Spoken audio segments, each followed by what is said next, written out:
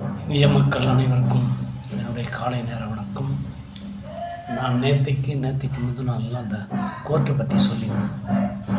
அந்த கோர்ட்டில் வந்து ஸ்கோல்டுன்ற வார்த்தையை ஸ்கூல்டுன்னு சொல்லியிருந்தாங்க. அது எந்த கோர்ட்டுன்றது நம்ம சோஷியல் மீடியாவில் தெரில, பார்த்தோம். நம்ம அதை வச்சு பேசணும். குறிப்பாக அந்த யூடியூப்பில் எதுலேயும் வந்து வருதா கிடையாது எந்த கோர்ட்டுன்னு. பட் நேற்று அந்த லேடி நான் பார்த்துன்னு இருக்கும்போது இதே போய் கோர்ட் நடவடிக்கைகள் வருது.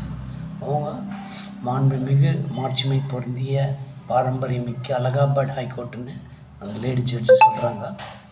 அதனால் அந்த கோர்ட் அலகாபாத் ஹைகோர்ட் அப்படின்றது தெளிவாக நமக்கு புரிய வருகிறது.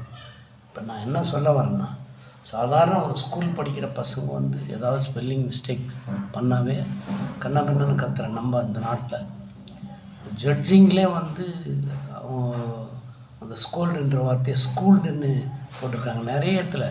அது பெண் ஜட்ஜாக இருந்தாலும் சரி, ஆண் ஜட்ஜாக இருந்தாலும் சரி, அதை யூஸ் பண்ணியிருக்காங்க. ஸ்கூல்டுன்னு வந்து நிறைய இடத்துல நான் வந்து அதை வந்து கிரிட்டிசைஸ் பண்ணி திருத்திங்கன்னு போட்டிருக்கேன்.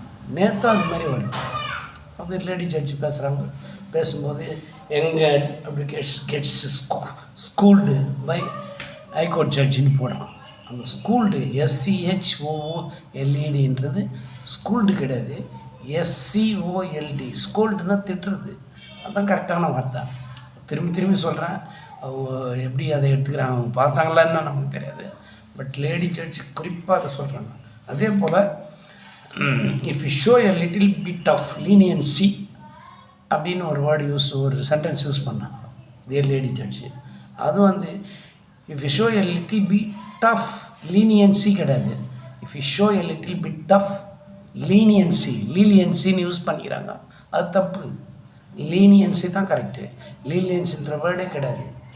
அதனால் திரும்பி நான் சொல்கிறேன், நீங்கள் போட்டிருக்க அந்த டெக்ஸ்ட்டில் இங்கிலீஷில் எல்லா கேபிட்டல் லெட்டரில் தான் வருது.